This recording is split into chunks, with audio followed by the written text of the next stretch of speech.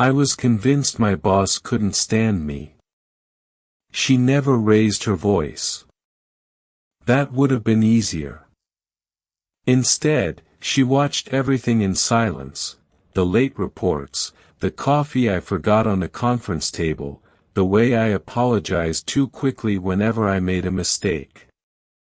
Every glance from her felt like another reason to keep my head down. I was 23, 6 months into my first real job. She was in her mid-40s, respected by everyone in the company, calm in every crisis, and impossible to read. The storm started just before sunset. Most of the office emptied after the weather warning, but the elevators stopped working, and roads flooded faster than anyone expected. We were stranded inside the nearly empty building, listening to rain hammer against the windows while emergency lights painted long shadows across the hallway. She sighed as she looked outside. "Looks like neither of us is getting home tonight."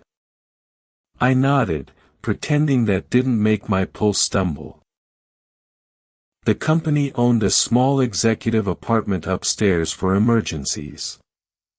It wasn't luxurious, just a living room, a kitchenette, and one bedroom, but it was dry and safe.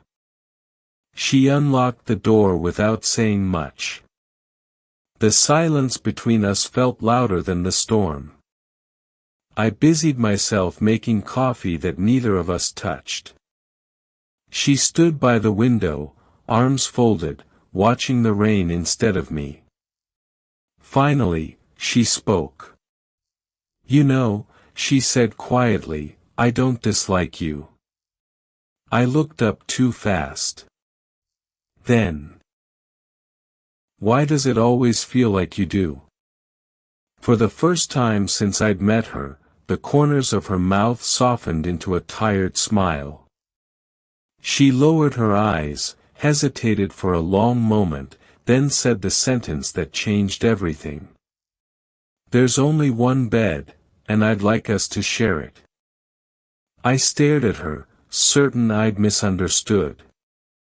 She noticed the look on my face and let out a quiet, almost embarrassed laugh. "Relax," she said. "I'm not trying to make this awkward." The couch frame broke last month, and maintenance never replaced it. She sounded practical, almost detached, but the way she tucked a loose strand of hair behind her ear told a different story. "I can sleep on the floor," I offered. "No." She shook her head. "You've worked hard enough today." There was something strangely gentle in the way she said it. The rain continued pounding against the windows, sealing us inside a world that suddenly felt much smaller. She changed into a simple gray sweatshirt and comfortable lounge pants she kept in the apartment for emergencies. Without her tailored blazer and heels, she looked less like the woman everyone feared in meetings and more like someone who had been carrying too much for too long. I caught myself staring. Not because she was beautiful, though she was, but because she looked tired. The kind of tired that sleep couldn't fix. She noticed me looking. "What?" "Nothing." "You always say nothing when it's something." I smiled awkwardly. "You seem different." She looked down at the mug warming her hands. "My divorce was finalized 3 months ago." The words landed quietly between us. I didn't tell anyone here. I didn't know what to say. "I'm sorry." She shrugged, but her fingers tightened around the ceramic cup. "I'm not." The answer didn't match the sadness in her eyes. Hours passed while we talked about everything except what mattered. Books. Childhood memories. Music. The distance between us slowly disappeared until our shoulders nearly touched on the edge of the bed. When I stood to give her space, she reached out instinctively. Her fingers wrapped gently around my wrist. "Please," she whispered, not looking at me. "Stay a little longer." For one dangerous second, I almost told her I'd wanted to stay from the moment she smiled at me. Neither of us spoke after that. The rain had softened into a steady rhythm against the windows, and the apartment felt impossibly quiet. The coffee on the table had gone cold hours ago. I sat beside her on the edge of the bed, careful to leave a few inches between us. She broke the silence first. "Do you know why I was so hard on you?" I looked over. "I thought you just expected perfection." A faint smile crossed her face. "No." She shook her head. "I expected honesty." I frowned. "My first week here, someone told me you only got hired because you knew someone in management." She looked down at her hands. I believed it. The word stung more than I expected. "You never asked me." "I know. My father worked nights for 20 years so I could finish college," I said quietly. "Everything I've earned. I earned." She closed her eyes for a moment. I was wrong. It wasn't a dramatic apology. It was barely louder than the rain. But it was real. Before I could answer, her phone lit up on the bedside table. The screen flashed the name of another executive from the company. She let it ring. Then it rang again. "Aren't you going to answer?" I asked. She silenced the call without looking. "Not tonight." Something about those two words made the room feel smaller. When she reached for the blanket, our hands brushed. Neither of us pulled away immediately. The touch lasted only a second, yet it lingered long after our fingers separated. I stood abruptly.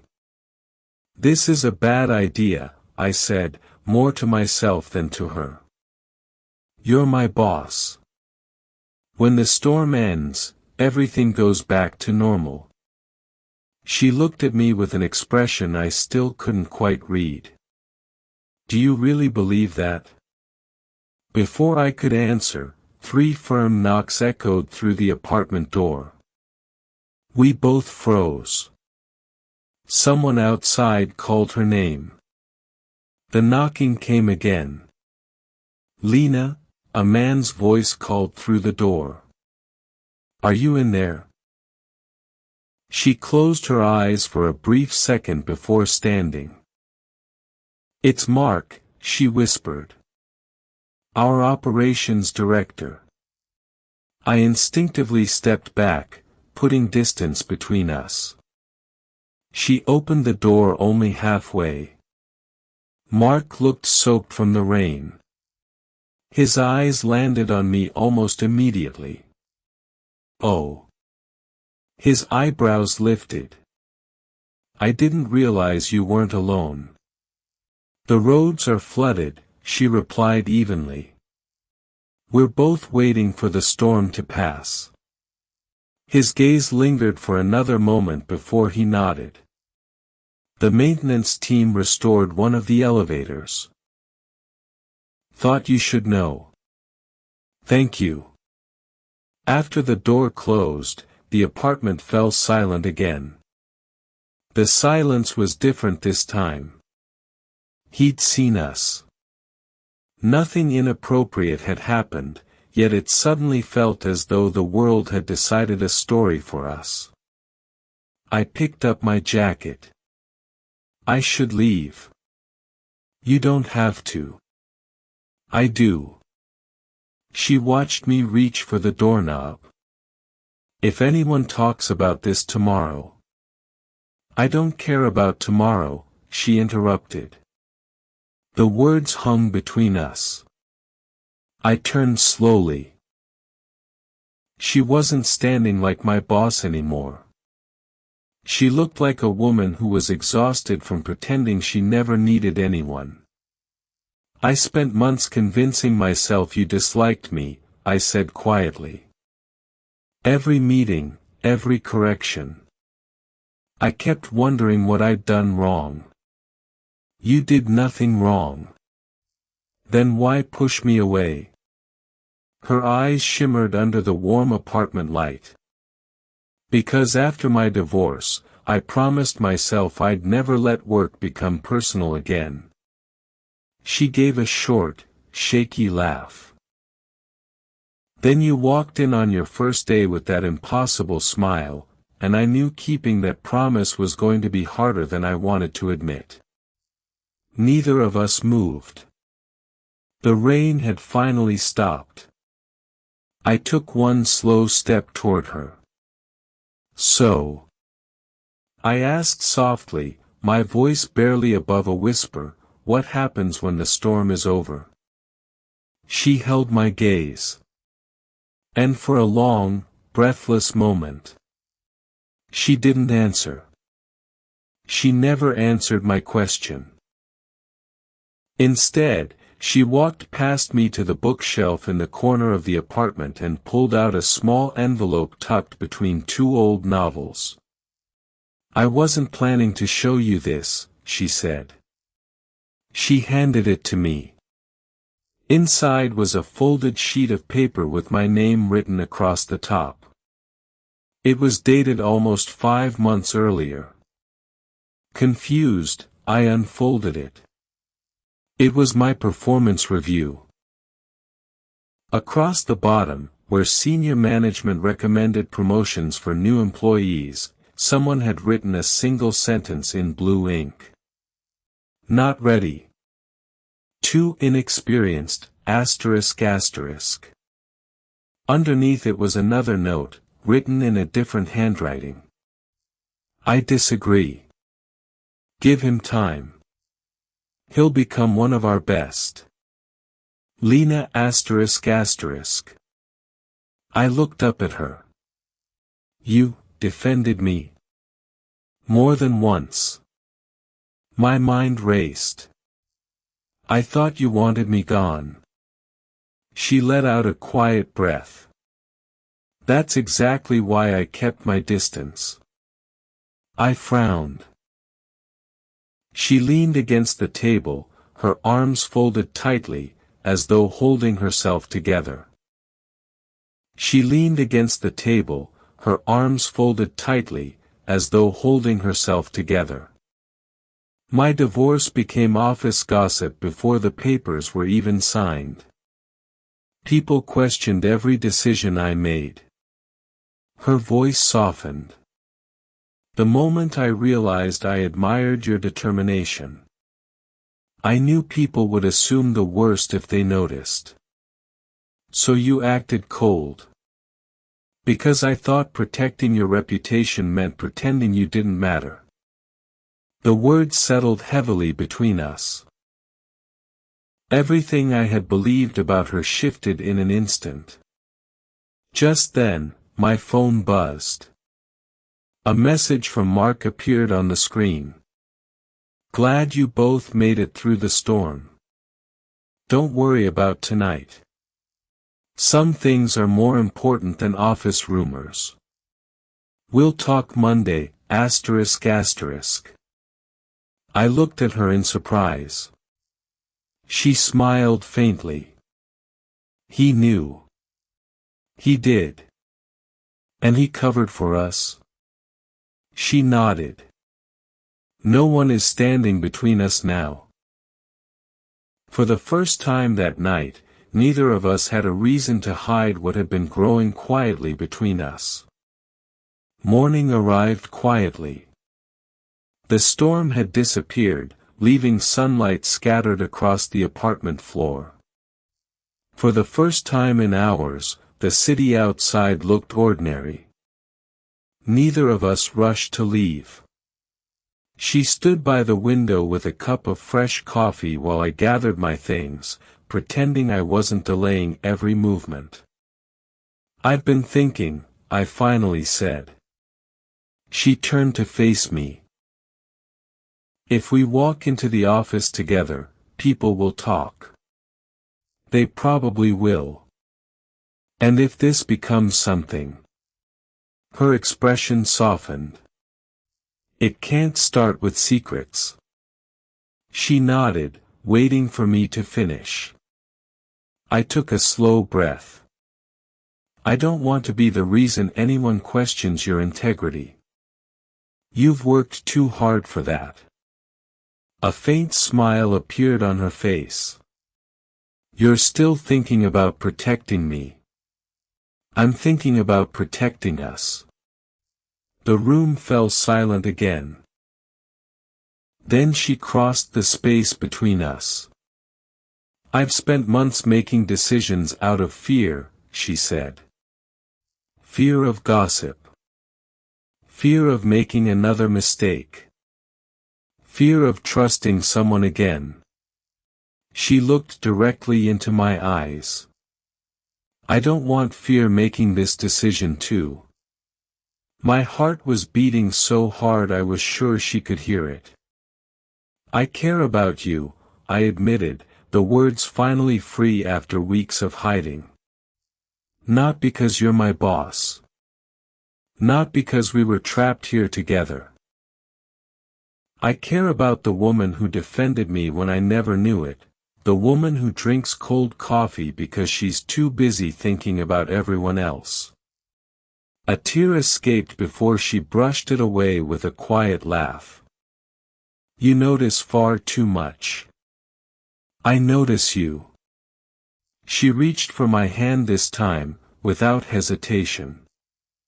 "When we get back to work," she said, "I'll request a transfer so I won't be your direct manager anymore." I squeezed her hand gently. "No more hiding."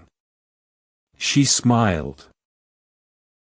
A real smile, the first I'd ever seen. "No more hiding." And together, we walked out of the apartment, ready to face whatever came next. Here's the final part, bringing the story to a complete and emotionally satisfying conclusion. The weeks that followed weren't easy. Rumors drifted through the office for a while, just as we'd expected. A few curious glances. A few whispered conversations that stopped when we walked by. But there was nothing for anyone to find. True to her word, Lena requested a transfer to another division before either of us took a single step toward a relationship. It wasn't the easiest decision for her. She loved leading our team. Still, she refused to let our story begin with a question about her integrity. Watching her make that choice taught me something I hadn't understood before. Real love isn't proven by stolen moments. It's proven by the sacrifices people make so they can stand beside each other with nothing to hide. 3 months later, we met for dinner, not as boss and employee, but simply as Lena and Ethan. The conversation felt lighter than it ever had. We laughed about the cold coffee neither of us drank that stormy night. She admitted she'd almost told me how she felt weeks before the flood, then convinced herself it would ruin both our lives. I confessed that I'd spent months believing I could never be enough for someone like her. She reached across the table and smiled. "You were never the problem." I covered her hand with mine. "And you were never as unreachable as I imagined." For the first time, there were no titles between us. No office walls. No fear. Only two people who had chosen honesty over assumptions. A year later, on another rainy evening, we returned to the same company apartment, not because we were trapped by a storm, but because we wanted to remember where everything changed. She rested her head on my shoulder. I almost let fear make me lose you. You didn't, I whispered. We found each other. Sometimes, the person you believe is pushing you away is quietly protecting both of your hearts. The bravest step isn't falling in love, it's choosing to trust someone enough to let them stay. Did you enjoy the story? What kind of stories would you like to hear next? ****